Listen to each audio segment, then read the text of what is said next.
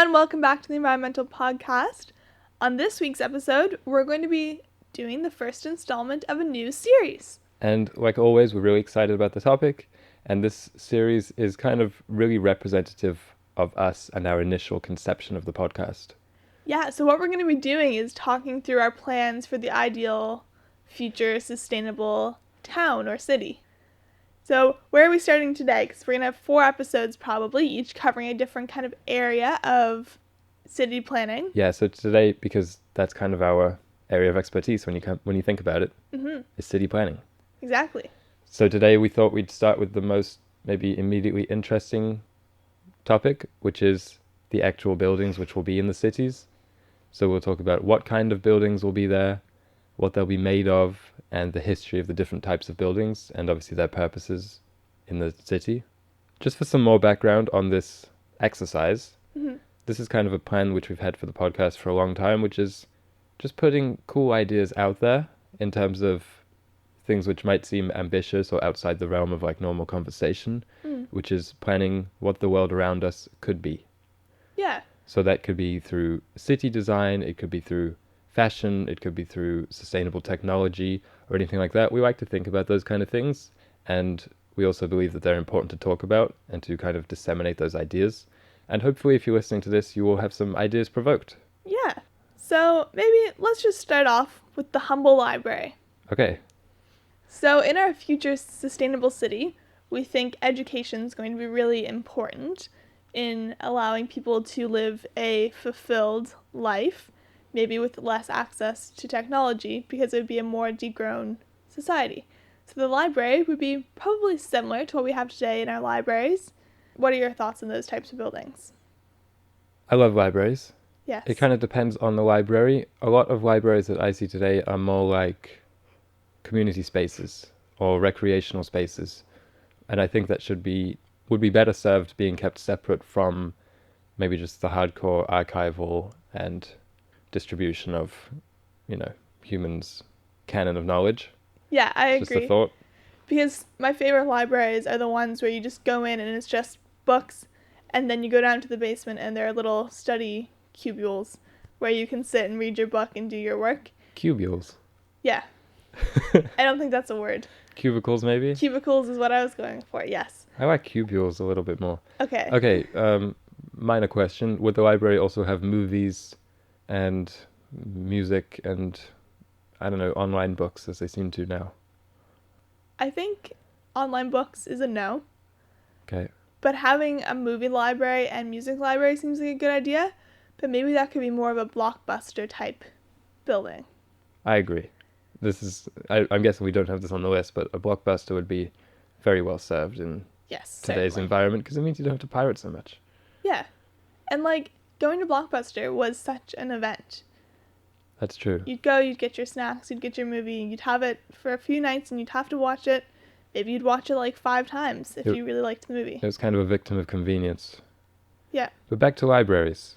I was looking into the history of them a little bit more. And they're obviously incredibly ancient. So the oldest forms of libraries, as in just kind of a room, which we hypothesize was some kind of temple room, which was used for storing clay tablets with certain knowledge on, were found from 2600 BC. And I think that was in the Middle East. And that kind of tradition continued there through the Middle Ages, where the best libraries were typically centered in Persia and Iran. Okay. And obviously there were some in Greece and Rome as well. But that's kind of where they were taken to their extremes. And then they only grew through Asia and Europe through the Middle Ages up to now, pretty much. Cool. So it hasn't changed very much, the idea behind it? No. Until maybe recently when they're becoming, as you said, community centers. Because we walk into the library in our city and there aren't a lot of books. It's the best way to put it. There's a lot of computers and lounges.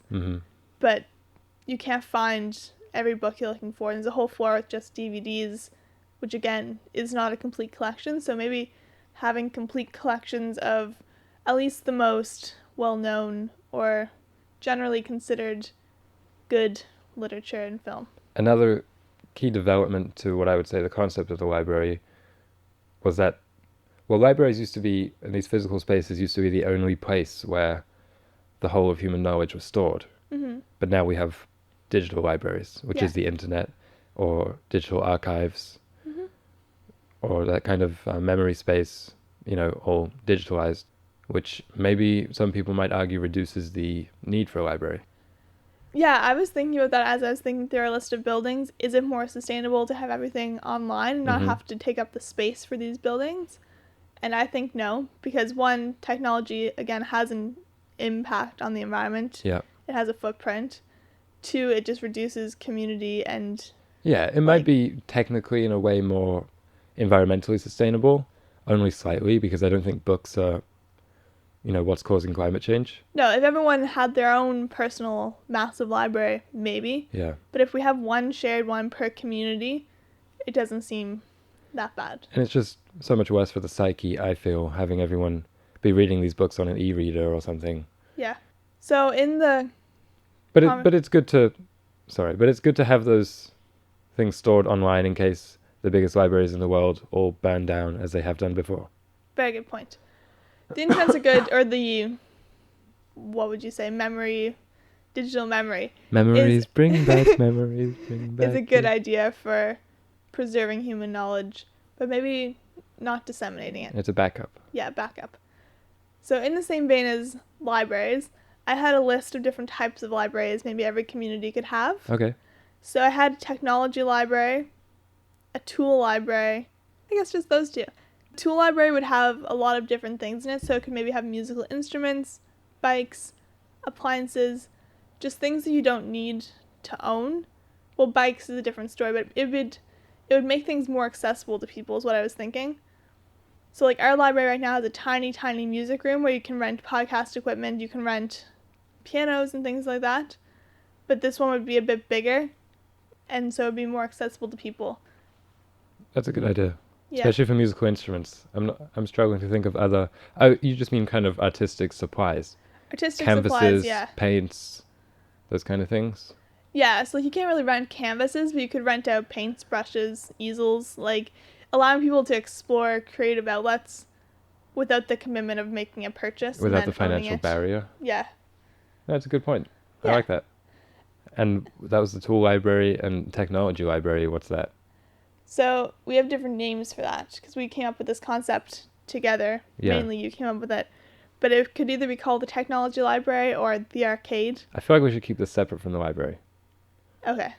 So let's say that one next. Okay. It's a technology library / arcade. So Yes. we're done with the library, Yeah. meaning boring old books or tools or something like that. Yeah. And we're going to the cool building now, my favorite building on the list. Mm-hmm. You want to describe it? Yeah, so basically it would be a complex where all of the technology lives. So you could go there to use your computer, you could go there to, I don't know what, like record your podcast. It just would be a place where there'd be a ton of technology and you could go there to use it. Yeah, if you want to reference something you can't find in a book. Yeah. That's another thing. So basically it'd be keeping technology out of our pockets and into a more concrete, literally, structure. I love that idea so much. I think that's most of the thing that which we are, kind of griping about on the podcast is not the technology, it's the fact that it's so ever present, the fact that it never leaves people's hands and therefore their minds.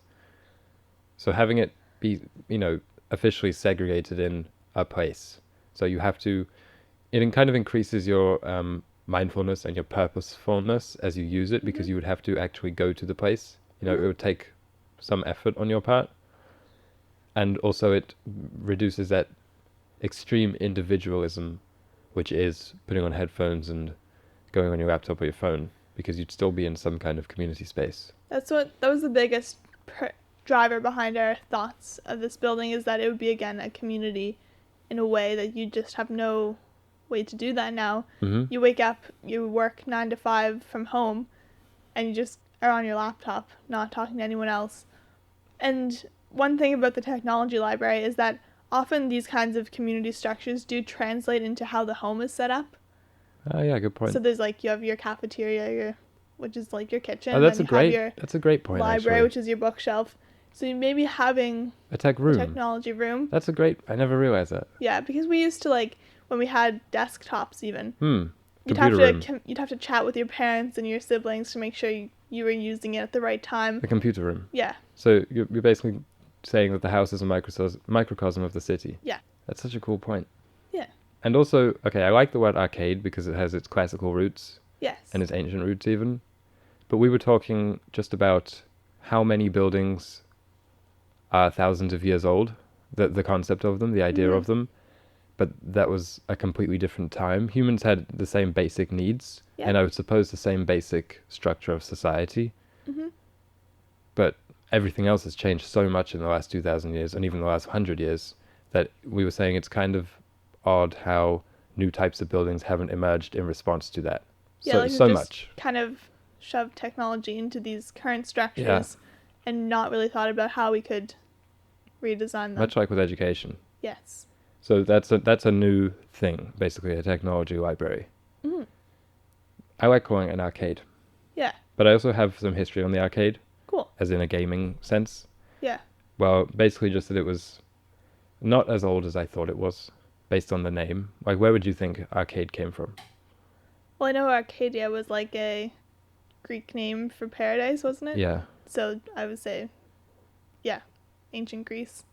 Like the word came from ancient Greece, but I mean the concept of like arcade as we know it, with games. I'd say like the 60s. Yeah, I see. I thought it was older, but it was just 20th century USA, and it was from the Latin arcus, meaning a structure made by enclosing arches and columns. So kind of simple. But I think it would be neat and classically informed if we use that design for the arcade. Very good point. Well, maybe we'll be talking about the architecture a little bit later, but its technology library could be so kind of kitschy and, jammed full of everything. If it was kind of minimalist and, sleek, but also just kind of classical, I think that would be a good fit for that building because the concept of it is so cutting edge. Yeah. Cool. So coming off the back of talking about an arcade, I had an idea for an entertainment complex, which would be where all the kids went and all of the adults went to be entertained. So there'd be movie theaters, there'd be we have cafes here where you can go and paint pottery, there'd be bowling, there'd be a soccer field, there'd be a theater. Yeah. Arcade, it would just be a big complex. It doesn't have to be one massive building. It could be a small community center where there's a bunch of smaller buildings. But it'd be one central location where people could go to be entertained. And it would be everywhere. Even in small towns, there'd be a smaller version of it. Because right now, there's very few places, even our cities don't necessarily have central locations to go hang out. I remember complaining about that all the time with you. Yeah. And then we went on vacation to England a couple of years ago, and there was this one kind of chain of bowling, plus they had pool and hot dogs. Yeah. And we were amazed. So we spent 3 days there. Yeah. This is so cool because we didn't have anything like that here. And it's strange. There's definitely gyms and exercise facilities here, and there are restaurants and there are movie theaters. But those are so those are so committal. It has to be, I'm going to see a movie, so I go there, or I'm going to eat, so I go there. There's no place you can kind of go hang out with the atmosphere of other people being there and choose once you get there, which I think is key. Yeah, this would be basically an alternative to going shopping at a mall with your friends. Yeah, I guess malls are that. Is how I imagine it. And I feel like it would reduce, at least in rural areas, the tendency for children to get into doing more It definitely would. bad things. Yeah, we don't provide many spaces for them to go. Yeah, because I was thinking we could even have here, redone, the pub vibe, but just without the drinks. Yeah. Because we were talking the other day as well. We went to a, pub, but we went at, 2 p.m, and they had games there, and we just went and played the games, ate some chips, and it was just a fun time. Even though it was, the grimy, pub atmosphere, it was, just having all the different options for people, but just in a safe and healthy environment. Yeah. Yeah. Could we talk about our movie theater a little bit? Yeah. So, healthy snacks is something that we've talked about. Yes. Would be cool. And a more fleshed out kind of gaming space for waiting between movies or before the movie or something with cool games. Yeah. Not these kind of tacky, put a token in machine game.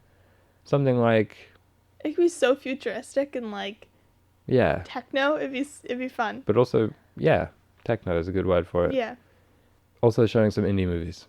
Just of course. putting that out there. Yeah, showing some indie movies, and again with the food, we could support local restaurateurs and things. Yeah. That'd be our theater. You mentioned that this would kind of be taking some of the traffic away from shopping malls. Yes. Would we have a shopping mall? I put no on my list. Okay. Here's the thing. I like shopping a lot, but only from thrift stores and sustainable brands, because just the shopping malls tend to be chains which are unsustainably sourced. Mm-hmm. And I like the shopping experience of like going to a mall, but maybe it could be just a part of this entertainment center, having a few thrift shops or a few ethical stores there. Yeah. But that makes it inaccessible to rural areas because they would have to have the clothing shipped in. But if it was a thrift shop, then it wouldn't have to be I don't know how to describe it. You also can't only have thrift shops, though. Well, Their existence depends on having other shops. I think online shopping could be a thing. I don't like that as a thing. Yeah, I don't know. It's hard. I was thinking a mall, but, change the stores in it. Maybe don't have Blue Notes and H&M. Yeah. This is our ideal town. We can do whatever we want. True. I was thinking it could just be a cool mall. Because I also like the shopping experience. I don't think it's inherently some consumeristic bad thing. No, you're finding the right thing to spend your money on and put on your body. I guess you could say that those being our meccas of social interaction is not a good thing. No. Because they're, about spending money and in a way about branding a lot of the time. But I don't think it has to be, because I was looking into the history of pretty much every culture has a marketplace, from the ancient Greek agoras all the way to the 20th century American shopping mall. And I just think it's something of a necessary thing. Yeah, people do need new clothes. And malls are also usually designed in cool ways. Escalators. Yeah. Neat. Yeah. No, I don't like escalators. Maybe my affinity for malls kind of comes from this late 20th century, 80s optimism or nostalgia kind of that people have. Yeah. I'm not sure about a mall. No, I put on my list no malls, but there would still be markets, and there'd be everything you need sold there.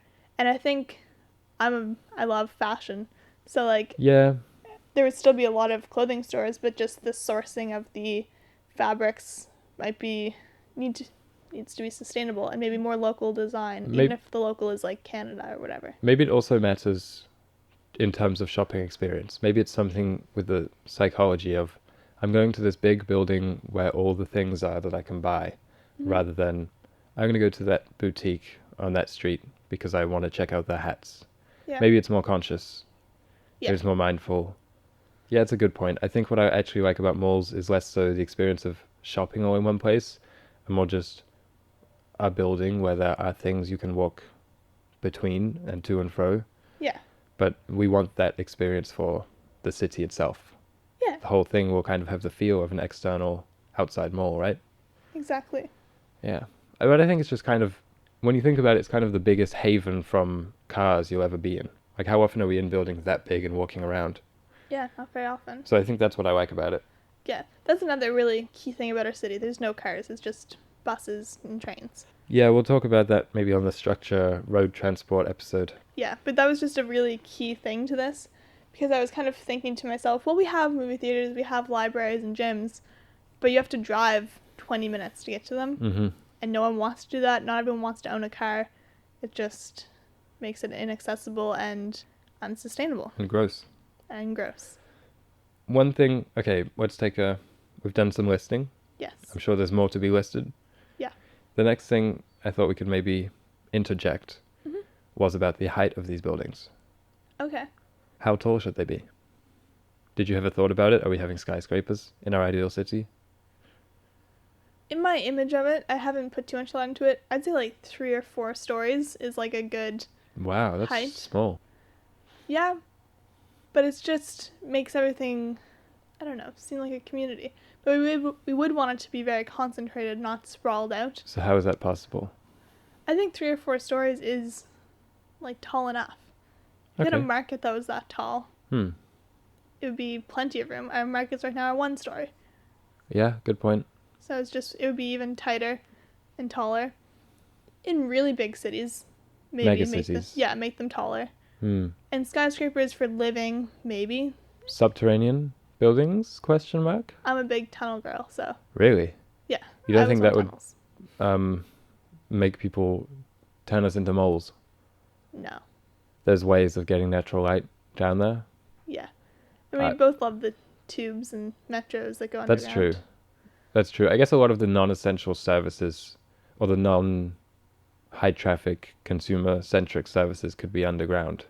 Things like... I don't know.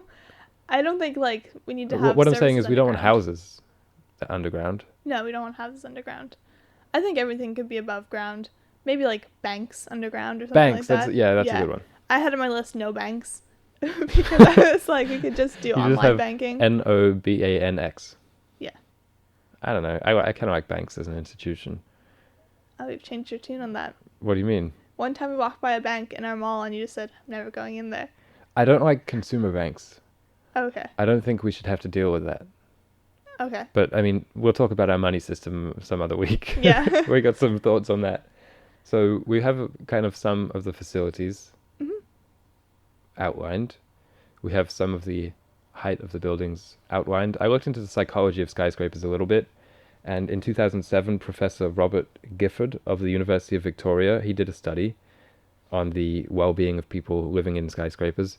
And he found that unhappiness tended to rise with the height in the skyscraper. All right. As did mental illness, as did child underdevelopment, and some other health-related factors. Mm-hmm.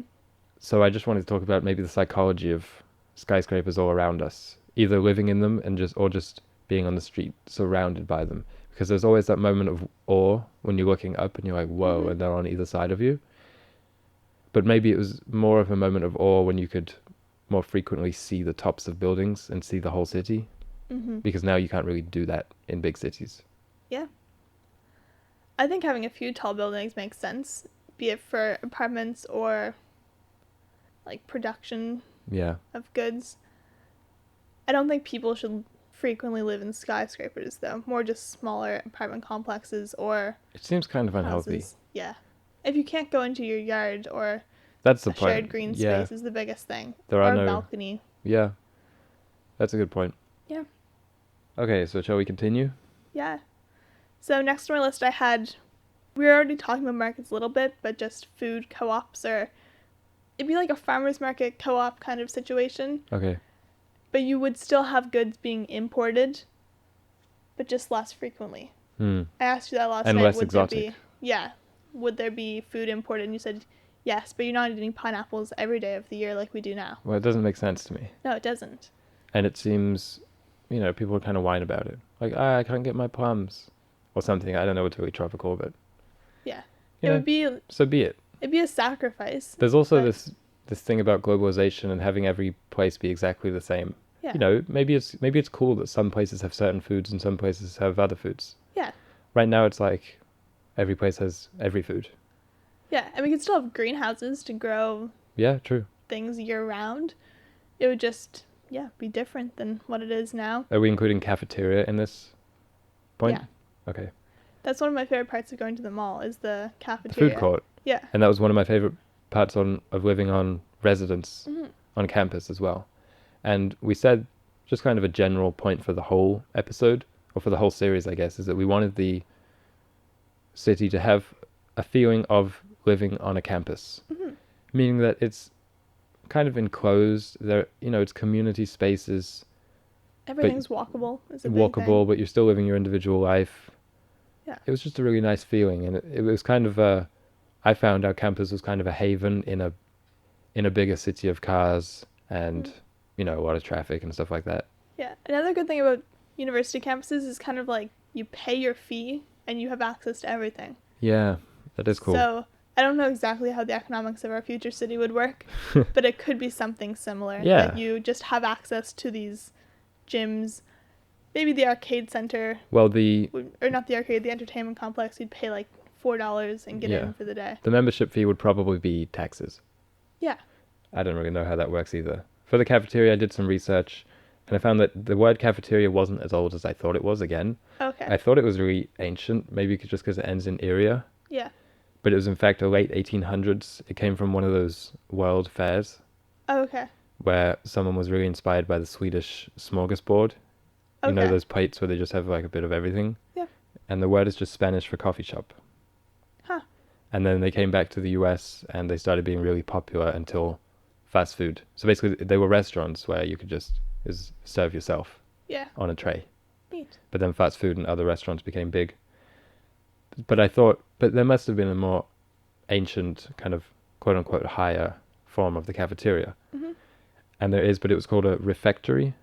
Have you heard of that? No. It's a name for a cafeteria which is more kind of hallowed, and it's typically in monasteries or in boarding schools of the Middle Ages and stuff. And it's via the Latin refectorium, which means a place one goes to be restored. So that's what I thought our cafeterias could kind of take inspiration from. Yeah. Because some of the pictures I saw of the refectories were very peaceful looking. You know, they're in monasteries, so of course they were. Yeah.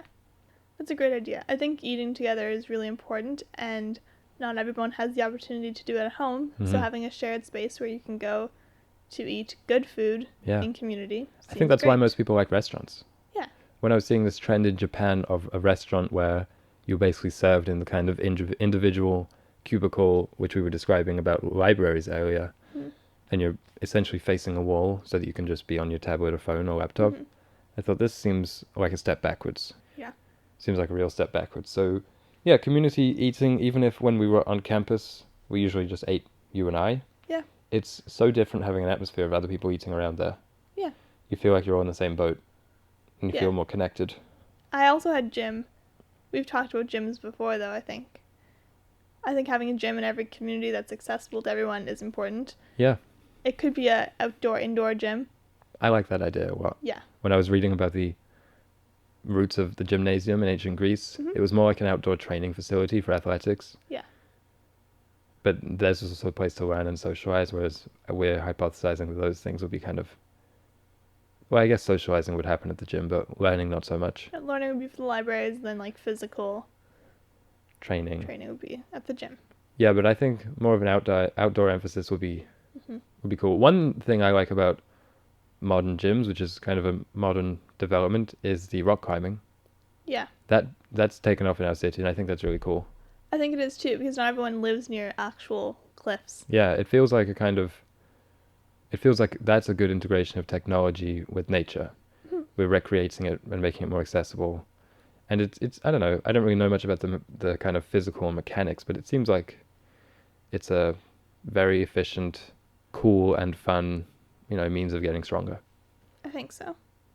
Next I had a lot of parks, gardens, and wild areas. So I think having these buildings be surrounded entirely by wilderness and not trying to tame it as much as we do now. Really? Is just, like, there'd be trails, but maybe less, not these paved trails going through the wild areas. Because we have a really, really big park where we live, but there's massive paved trails going through it, which you could basically drive a car on if you wanted to. I like when it's like a little kind of runway that you have to like... Yeah, like a hiking trail, you mean? Yeah. Yeah, I'm not sure how practical that is. They could be marked. I suppose. I thought the plan was to have a relatively tame pathway system and then wilderness surrounding the city, kind of. Yeah, well, there'd be parks and gardens and things Yeah, around parks town. And gardens inside, wilderness outside the city. But you just mean, okay, parks and gardens which are actual parks and gardens and not just like kind of like our quad on campus. Yeah, not just like a lawn. Yeah, it's just a patch of grass. Yeah, make them barely even has any trees. Something you can explore. Yeah, I agree. Okay, I get you. Yeah. No, I like that. And the psychological and community benefits of that are well documented. Yeah, and then if you have kids living in a high-rise or an apartment building in the city, they can all go there safely, and it's tame enough that they're not going to get lost. Yeah. But like wild enough that they get to the experience of exploration and discovery. So actual green spaces, in other words. Yes. With actual nature. Because, and with no cars as well, there'll be no issues of like sound pollution, hurting the birds or something like that. Yeah, because when people are kind of counting green spaces right now, I feel like the numbers are kind of fudged or exaggerated because they'll count a literal just patch of grass as a green space. I'm like, yeah, I guess it's green, but it's effective. Not a space. It's just like standing on pavement, basically. Yeah. There's not much difference. No, you're not connecting with anything. Next, I had restaurants, which we've covered in our cafeteria discussion. I suppose. I think restaurants are important. It's fun to go to them. It's fun to support local entrepreneurs and chefs, and you get something new every time you go there. And especially, I'm just thinking about this now, but what I love about restaurants is that there's the Italian place, the Chinese place, the Indian place, the Thai place, and you can explore these different foods, and because most people have never been to those countries, it's a taste of their cuisines. Yeah, maybe making them more authentic if they're in the city, and just not, we wouldn't be mandating that every city had one of each, but it was just let them be a bit more organic. Yeah, they usually do come up organically from those cultures living together in a city. Yeah. That's what I find, that's what's cool about cities, is the different type of people which live there. And that can really be reflected in the restaurants. Next, I had school campuses. So I think every level of schooling could possibly be on one campus, but make it a campus. So, like, the kids go there and they just have free reign, because that's what I didn't like about going to school, is that you'd go and it'd just be this one prison block, and you couldn't go anywhere on lunch hour, for instance. Yeah, and if this teacher wanted to take you on a field trip, you'd have to get on a bus.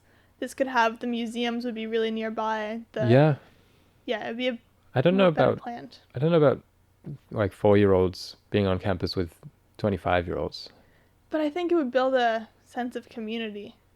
Yeah, but they could be mentors. Universities are kind of like hallowed. Well, universities could be separate then. That's what I think.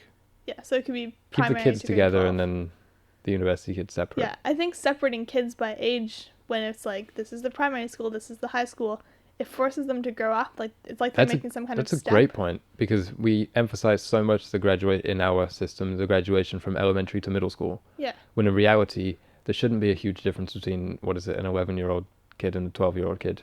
Yeah.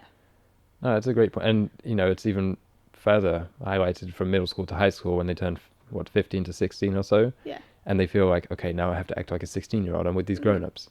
So I think it would have a good effect on kids of all ages, actually. Yeah. Because the young kids would have the older kids there as role models and mentors, and they'd, kind of see how to act. Yeah. And the old kids would have the young kids there that would have a ton of good effects on them. Yeah, it would force them to behave well, for one. I think it would just make them better people. Yeah. There's a school in Canada, I think it's in Ontario. It's called the Sudbury Valley School, and there's 40 kids that go there, but it's been ongoing for years. You, apply to go.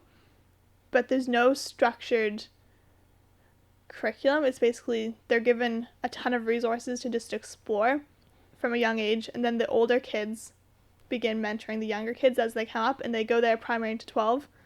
But it's just a system of peer learning, which I really like, and they all ended up being super successful. It was originally kind of a test, but now it's just a really successful system. It's kind of funny. In our elementary school, there is evidence that is valued, because we do something called book buddies, where you have the youngest kids meeting up with the oldest kid once a week to read. Mm-hmm. And that was great for both sets of kids. Mm-hmm. But then as soon as they go to different schools, that's completely thrown by the wayside. No one ever talks about that. Yeah. That's a really cool idea. Oh, and if you're interested in more of our thoughts on education, you can listen to our episode called Learning from Home, where we go into detail about our thoughts on the modern systems. Yeah. So after schools, I had art museums and history museums. I think every community, no matter the size, should have some kind of area where there's art. Art galleries? Yeah. It could be local art, it could be internationally acclaimed art, but just having it accessible to everyone, so you don't have to, so that if you don't live in a city, you just never get to experience that. 100%. Yeah. And the fact that it's kind of such a big decision in choosing where to move, for me anyway, is kind of sad. I know that some places are known for their certain forms of culture and things like that, but really everywhere should have some kind of celebration of the arts and history. Yeah, we're not saying we're going to strip the Louvre of the Mona Lisa or whatever. It would stay as it is now, but just exploring more art everywhere. And also I like what you said about local art and historically acclaimed art. together, because it's important that we draw those connections and highlight smaller artists, because it's probably one of the most difficult professions to be noticed in. Yeah. Are you including like natural museums in this? Yeah. Natural history museums? Yeah, because that would provide jobs. It would provide just a lot of good for a community, I imagine. And one thing that's cool is that as a visitor, I find I get a similar feeling from going to natural history museums that I do to going to art galleries. Yeah. So next on the list, I had hospitals. Oh, yeah. Obviously, every community should have a hospital, but right now it kind of isn't the case. No, not at all. Like, really small communities don't even have a clinic. So I think having hospitals or clinics everywhere, which are well-rounded, have a really large capacity. Because right now, unless you're gravely ill in small towns, it's hard to get treatment. Yeah, there's like a 4-hour wait time. Yeah. The essential services, hospitals, police, fire holes. Yeah. All Making them things. have a sufficient capacity for the number of people they're serving. Yeah, and we haven't thought about our transport system in such a sophisticated way yet. We'll get into that maybe next week. But I'm guessing that these are the places which can have vehicles. Yeah, for sure. Mm-hmm. Because they would need to, if you need to go to somewhere different, they could have helicopters or you need speedy ambulances. cars. Yeah. You're talking about if small towns should still exist. Yeah. In like the ideal world, because it leads to sprawling and then the need for cars back and forth from the city. Mm-hmm. But if every town, no matter the size, was sustainable, like self-sustaining, Yeah. that's what they want. That's what, as a person living in a small town, that's what I'd like, not to have to go to the city if I need a doctor's appointment, if I need to buy new shoes. Yeah. Just having the opportunity to do that in your own small town, then they wouldn't even, I feel like I wouldn't even want to go to the city if I had an art gallery, or at least as much. There'd be a train to go there. Yeah. For like a yearly vacation or whatever, but that's something which I think needs to be mentioned more, also in politics, because rural people are so often painted as the villains, even by us, I think, sometimes on this podcast. Yeah. But if you listen to them, from what I've noticed, the most often kind of gripe they have is their dependence on the city. Yeah. And that, I think, is often considered to be a function of things like Walmart and the centralization of goods and the crippling of small businesses and small farms and things like that. So, get rid of those. We don't have to get rid of rural places, as you said. Yeah. But maybe just the constant travel between rural places and towns through cars and highways. Yeah. Could do it through trains. Yeah. You could. It also gives people a choice. Like if you live in a province, you don't want to have to live in the main city. You can choose where you live. And I think it would, if everywhere was happy with where they lived, then it would allow more diversity and flow of people kind of finding their niche and living where they want to live. That's a great point. Less social pressures as well. Yeah. Any other buildings that you had? No. I have City Hall. Okay. Because I think I've just been thinking more about civics and governance and politics and how that's such a crucial part of society. Yeah. Well-functioning society. Yeah, a town square and a city hall probably right outside it. Yeah. Those seem necessary. Yeah. To me. And I like how they're kind of symbols of justice, democracy, all these things which we value but maybe don't talk about so much. Yeah, and I think if there was a city hall in one of these cities, it would be okay if people were like really proud of where they lived. And there were parades and there were yearly celebrations. I would love it if people would actually go into the city hall. Because right now, if I see one in a town, I'm like, well, people probably aren't allowed to go in there or something. It's a government building. Yeah. But, I think most government meetings and things are kind of open to the public. Yeah, I've been to a few. So I think if that was encouraged more with young people, if they weren't so disenfranchised at such an early age, if there was less of a gap between the city politicians and the people, that would just make people much happier. For sure. And I think having a building for that is key. Yeah, that could be like the community center as well. So we didn't have a community center that's explicitly just for gatherings. Basically a town hall. Yeah. But more, I like the word city hall more. Yeah. And another thing I had was the spa. Oh yes, you're a big fan of bathhouses, aren't you? I'm not going to drop this idea. Communal hygiene. That's the key. All right. And I looked into the history of them a little bit. And do you know where the word spa came from? No. So there's two theories. And one is that it was a it's an acronym from 3 Latin words, which are about hygiene or healing from water, I think, Okay. starting with SPA. And the other is that it comes from this Belgian town called Spa. All right. And I prefer the latter because when I was looking into the kind of legitimacy of these two separate theories of etymology, apparently acronyms weren't really a thing so much in terms of like pronouncing them like Spa. Yeah. And that just seems unlikely to me. Yeah, I agree. But they were popular since ancient times, healing through hot water in a public sense, and obviously kind of heightened and most exalted by the Greeks and Romans Yeah. with their bathhouses. I just love the design of those buildings. I think they look great. I think it's Saunas cool. as well were a Saunas huge are really thing cool. in Viking times. Yeah. I think a bathhouse / spa would be top notch, Spirited Away style. Yeah, good point. Making it accessible, a place people can go to relax. But in these cities, they're not going to need like an escape like they do now, because everything will be good for your mental health. It would be kind of the biggest thing for the design. But massages would be good for people. Of course. And I think they should be more common and less expensive. Yeah, exactly. And having all these buildings would give people jobs. And they're all sustainably, I don't know, I think it would I just feel like we work. just solved Solve the humanity. issue. Yeah. Solved economics for one, climate change for another, Yeah. mental health. Yeah. Because the thing is, all these buildings basically already exist. They just need to be changed up a little bit. Yeah. Maybe we could convert the malls to our entertainment centers and so on. Yeah, retrofitting is super cool. Yeah, and then we would kind of take down the buildings that are on the outskirts that have no purpose, those industrial parks. Ew.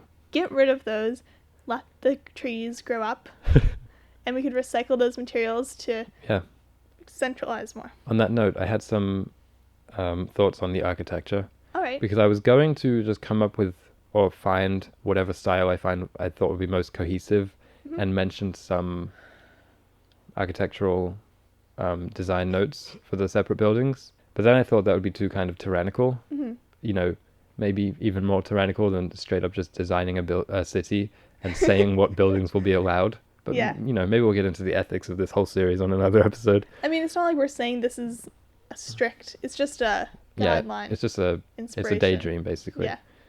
So instead of doing that with the architecture, I just thought we could talk about it. Okay. So the first point I have was democratize it, ? Could we have the people vote on what the building should look like? I think that's a good idea. Do you? Yeah. Because I question most people's design sense. Well, that's fair. But I mean, as we were saying, we want each town to be unique and to reflect the people. That's a good point. So if we're converting a little fishing village, building all these things, they're probably going to want them to be colorful and like made out of wood. Yeah, my thing is have them vote on some things, but not like the whole style. Yeah. And maybe have them vote not building by building so much, except unless it's like an individual feature, like should this building have a deck? Maybe have them vote town-wide and sweeping, because otherwise you end up with one building in this style, one building in this style, and it all clashes. Yeah. So I really think that no matter the architectural style, cohesion is and consistency is what actually makes things look good. Yeah. Another thing I had was colors, materials. What are you thinking? Just your own personal preference. I like brick buildings. Dark red? Not dark red.